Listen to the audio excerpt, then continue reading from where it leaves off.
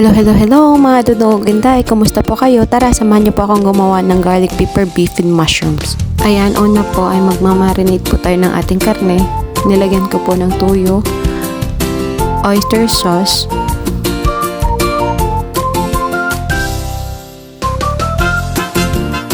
at paminta. Tapos haluin po ng mabuti para po mamarinate ang lahat ng karne. At pag nahalo na po siya ng mabuti, iset aside mo lang po siya, tapos i-ready mo na po ang lahat ng gagamitin mong ingredients para po diretso na po yung pagluluto.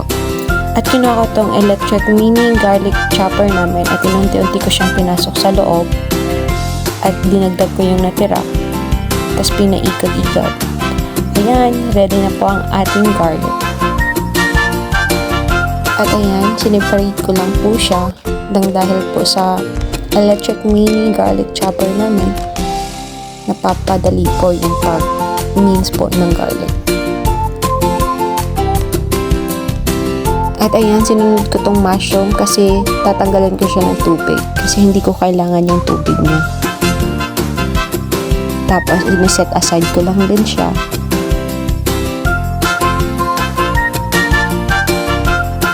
At niready ko yung flour at butter. Nagsisimula na ako nagpainit ng kawali. Tapos nilagyan ko yan ng oil. Tapos nung mainit na yung oil, nilagay ko naman yung karneng minarinate ko kanina.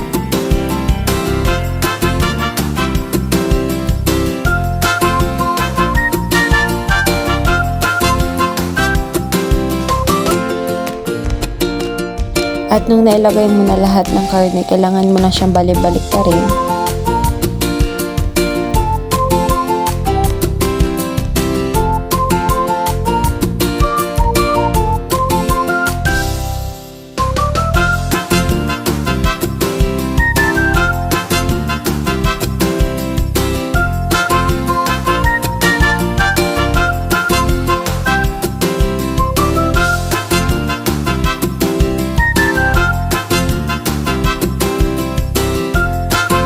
At pag ganito na, pwede mo na yan takpan.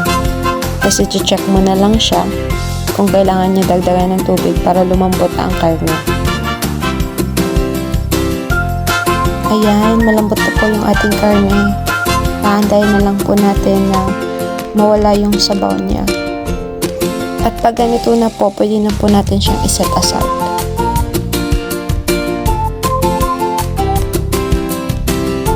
Ayan, sa isang kawali, naglagay lang ako ng oil.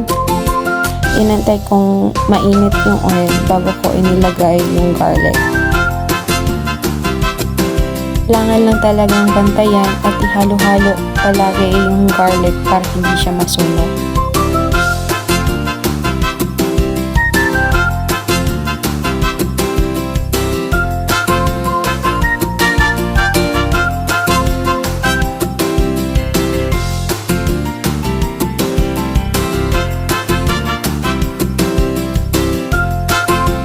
At pag ganito na, pwede na natin iset aside.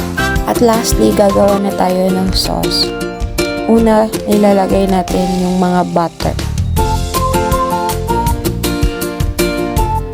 Pagkatapos, inad ko yung mushroom. Halo-haloin lang siya ng mabuti. Tapos, nilagyan ko siya ng flour. Tapos minekos-mekos. Tapos nagready ako ng mainit na tubig na nilagyan ko ng beef cube. Tapos nilagay ko. At nag-add din ako ng tubig. Ayan. Pagkatapos kong magmekos-mekos, tinikman ko yung aking sauce. Nang okay na, nilagay ko na yung mga beef. At minekos-mekos ko lang siya. Tapos nag-add na ako ng garlic. At sa mga puntong ito, napakabango na ng aking niluluto. Nakakatakam ng kumain kaya tinikman ko siya at pinatikim ko sa aking dudong. At approve na po sa kanya, kaya ano pang inaantay niyo mga dudong o ginday? Magluto na din kayo ng ganito kasi sa sobrang sarap niya, mapapa-extra rice po kayo. Awi! Wala po munang diet sa 2024, tsaka na sa 2025, magda-diet na tayong lahat mga dudong uginday. Maraming salamat po sa panonood. May God bless you po. Sa mga hindi pa po nakaka-follow, please follow, subscribe, like, and comment down below kung may gusto po kayo ipapagawa sa akin.